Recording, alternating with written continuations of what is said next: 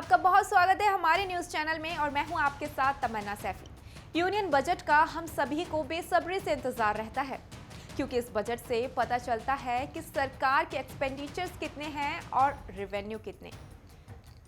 Finance minister Nirmala Sitharaman ने 1 फरवरी को budget पेश किया और उस बजट में उन्होंने टैक्स को लेकर महत्वपूर्ण घोषणाएं की। तो आइए जानते हैं कि वो कौन से बदलाव हैं जो 2020-21 में निर्मला सीतारमण द्वारा किए गए हैं। 2020-21 के बदलाव। 75 साल से ज्यादा उम्र है तो टैक्स रिटर्न की जरूरत नहीं। देश की आजादी के 75वें साल में 75 वर्ष से ज्यादा उम्र वालों को टैक्स रिटर्न फाइल करने से छूट मिलेगी। एक अच्छा कदम है, लेकिन अगर रिफंड लेना है तो उन्हें रिटर्न फाइल करना होगा। 3 साल पुराने टैक्स रिटर्न ही खुल सकेंगे। 50 लाख से कम आय के कर चोरी मामलों में पुराने रिटर्न खोलने की समय सीमा को 6 साल से घटाकर 3 साल कर दिया गया है। इसके साथ ही 50 लाख से ज्यादा टैक्स चोरी के सबूत सामने आने पर ही 10 साल पुराने रिटर्न खोले जा सकेंगे। इसके लिए भी प्रधान आयकर आयुक्त की अनुमति जरूरी होगी। अफोर्डेबल हाउसिंग पर राहत बढ़ी। सरकार ने अफोर्डेबल हाउसिंग स्कीम के तहत 45 लाख रुपए तक का मकान खरीदने पर 1.5 लाख रुपए तक के ब्याज पर छूट रखी है। यानी अब 31 मार्च 2022 तक नया मकान खरीदा तो टैक्स से छूट मिलती रहेगी। डिजिटल लेन देन वाले कारोबारियों को राहत।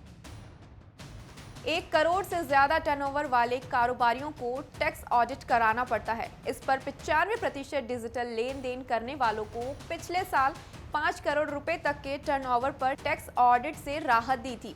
अब ये राहत बढ़ाकर 10 करोड़ रुपए तक के टर्नओवर वाले कारोबारियों के लिए कर दी गई है।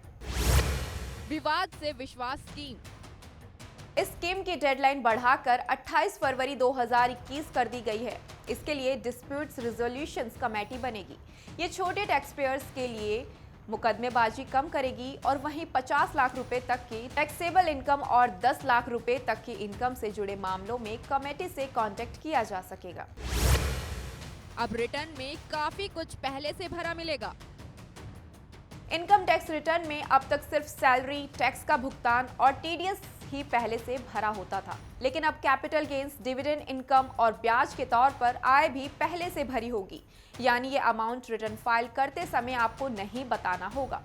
तो ये थे वो बदलाव जो इस साल के यूनियन बजट में किए गए। फिलहाल के लिए बस इतना ही। कल फिर हाजिर होंगे एक और लेटेस्ट अपडेट के साथ। तब तक के लिए अपना ध्यान रखना बिल्कुल ना भूलें। धन्यवाद।